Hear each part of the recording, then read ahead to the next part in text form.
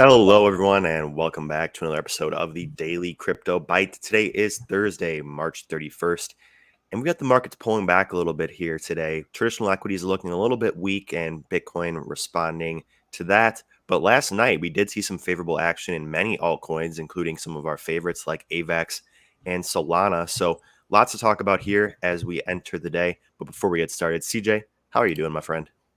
Doing well, Monty. The last week has really been the meta narrative of I don't want to say dinosaur coins, but coins that we haven't heard. Things like Neo, things like Ethereum Classic really started it off. And, Zalika, we haven't, I don't want to call it a dino coin, but we certainly haven't heard a whole lot about it in quite a while. And it is old, from 2017, 2018, but they have some really interesting news that came out earlier in the week regarding like a metaverse that they plan to launch on April 2nd.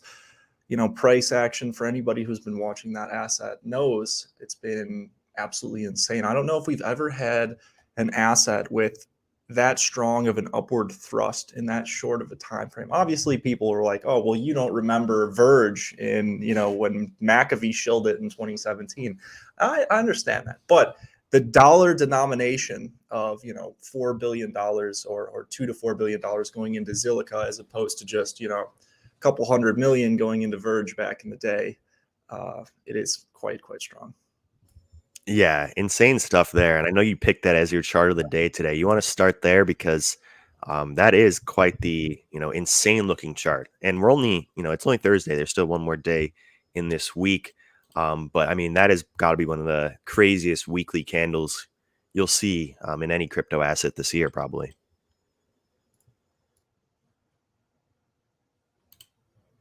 Yeah, let's look at the 1 week candle.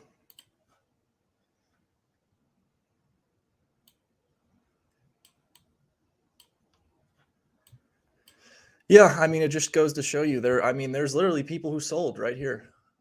It's sad to think, but you have a relatively boring asset that just kind of bleeds slowly over the course of months, and then within like 5 days, you make it all back and potentially even more. And the volume that that has been seen is just like unparalleled. But in terms of playing this one, I kind of look at it similar to waves in the sense that it's probably already a little overdone, but you might be able to catch like a small portion of this move. I don't even know if you can say that here now with Bitcoin and traditional markets pulling off a little bit. I think it's going to be much more important that Bitcoin stays in the green for a lot of these high beta alts to remain positive. And then I don't even know if I want to call them high beta. I'll just call them like pumping alts, like things like Neo, like Ethereum Classic, we can go into in a minute. But as for like a short-term scalp opportunity, you look at these and you just try to find similar actions or similar changes in behavior, where what led to our last previous breakout was basically a breakout of that upward or that downward sloping resistance. So basically, it is a little different because now we are on our second leg. We've got a little bit less volume than we had in the initial surge, but nevertheless, if Bitcoin makes some bullish price action, which as of now, it doesn't really look like it's doing. It looks like we might start pulling back here. These are the breakout levels I would look for. Obviously, we're breaking below critical support, and it looks like we're kind of breaking down from the top of a descending level. But either way, say we do something where, potentially there's a little bit of life left in this trend. You get something like that where you form support and make a second go at that high. Then you have a potential for, 22 cents potentially, maybe even 25 cents. Either way, you are chasing this rally if you decide to buy it. You just kind of have to be content with that, but not particularly one that I'm trading. Just something that I think is definitely important to look for and look at those like chain reactions, because that news did come out, a few days back, not yesterday during the 80% pump. Yeah. And it's going to be interesting to see how assets like that hold up today. I think even Bitcoin, I think today's a big test for Bitcoin as well, because really, if we look at the charts, since we've started or talking about that, Do Kwon purchasing Bitcoin, the Luna Foundation making $125 million purchases every single day, obviously price has been very favorable in the, days following that news. but also that's been matched by, positive price action in the Qs as well. So it's hard to tell exactly what is, the more important catalyst. Is it the sustained buy pressure coming in from the Luna Foundation, or was it the positive price action we were seeing in the Qs and in traditional equities in general? I think today will be a good test of that. And in fact, maybe tomorrow as well, if we see a continuation of this pullback in the Qs, because it does look like, we could potentially pull back and meet back up with this moving average around 350. I'm very curious to see what that would do for Bitcoin, because, we've been looking at this 45K level a lot for Bitcoin. I think that this will be, the most significant level of support in the next coming days here. So, if this level is retested and we get a bounce, I will be looking to buy from this level because, as we've talked about many times, when you get this sort of role reversal, it does present good opportunities to buy with retests of support. So, it is a bit of a precarious day given the fact that we have, not just the Qs, but, the NASDAQ and the S&P pulling back as well today. So, all of that, I think, leading to a little bit of a, cooling off period here for the crypto market. But overall, I mean, still Solana still has had an incredible 24 hours, as well as AVAX. Last night it actually was above the $100 level briefly, for now consolidating below that. But still, there are still assets, even amidst, traditional equity uncertainty, that are looking relatively strong. So I think that if we do get a slight pullback here today, you need to be ready to deploy some capital if we do start to get a bounce, because this market does still, look strong here. And that's indicative from the moves that assets like Solana and AVAX are making. It's all about that 200-day moving average. Obviously we're running into a little bit of trouble, but it's probably going to be more of a grind into that level as opposed to just, a flush break. This is a great question. And answer is a little bit more subtle than maybe you may have imagined. How does Ethereum Classic still pump? So I want to talk about the meta of what we've basically seen last week. And it's been masked by looking at assets like Luna, AVAX, NEAR, the usual suspects trend. So you're like, oh, this is an interesting, normal, healthy market. But when you look between the surface, you'll see a lot of these old Dino coins have really had tremendous weeks. Things like 0x virtually going from 45 cents all the way up to 80, doubling in just under a week. Dash is an interesting chart here because this kind of fits that meta as well of the old coins like really pumping, kind of like a bull flag here, but obviously that depends on the entire market as well. Neo has been really ripping to the upside, going from virtually doubling in the last week. So you see a common theme, same with Ontology. Like Ontology is a very old coin that many rarely talk about, yet it is up drastically this week.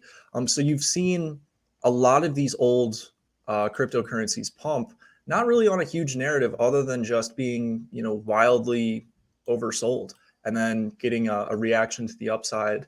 And the thing about Ethereum Classic is it's one of the very few cryptocurrencies on Robinhood. And I think people go to Robinhood, and the same traders who like to speculate on GME, AMC, meme stocks, all that good stuff, they see Ethereum Classic as a cheaper version of Ethereum with potentially higher beta in certain instances. And so they buy it regardless of fundamentals. And the fundamentals, if you're trying to make money in the short term, don't really matter.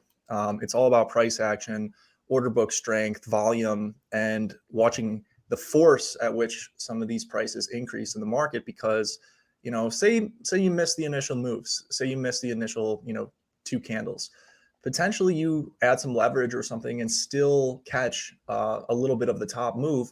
And, obviously don't bite off more than you can chew or anything, or take too much risk or so forth. But that's the type of mentality or approach that had been really popular in this past week.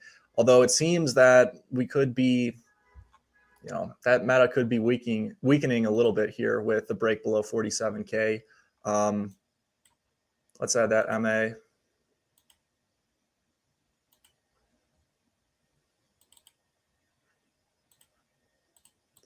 Any thoughts on the meme coin pump, or not meme coin pumps, but the recent like Dino coin pumps, Monty?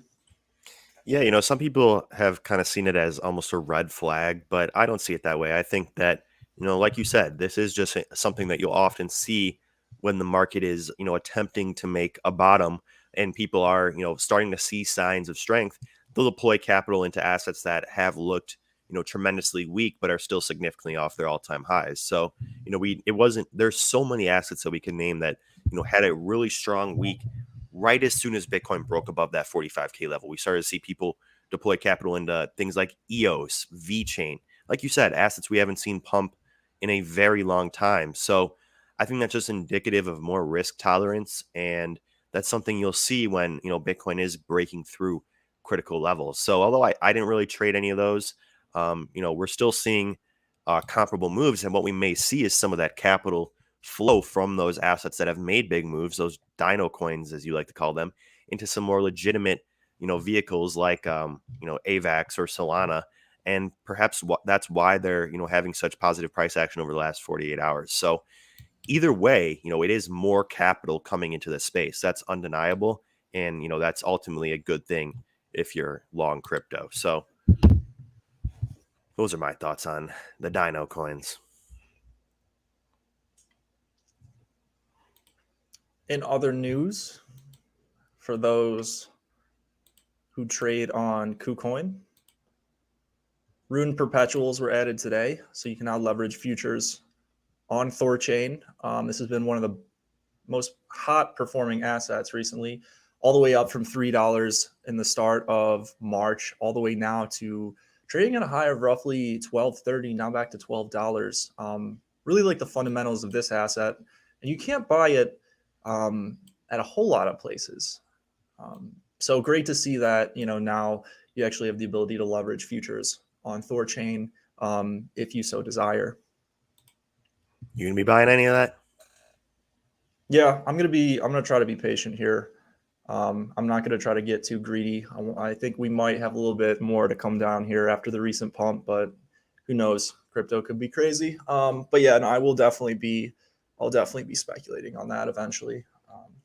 Yeah, me too. I like the idea of, you know, looking at that once Bitcoin starts to show some strength if we get a bounce here. So I think there's lots of different assets that, you know, you could apply that strategy to. So plenty to watch here today. Anything else you'd like to add before we wrap things up here?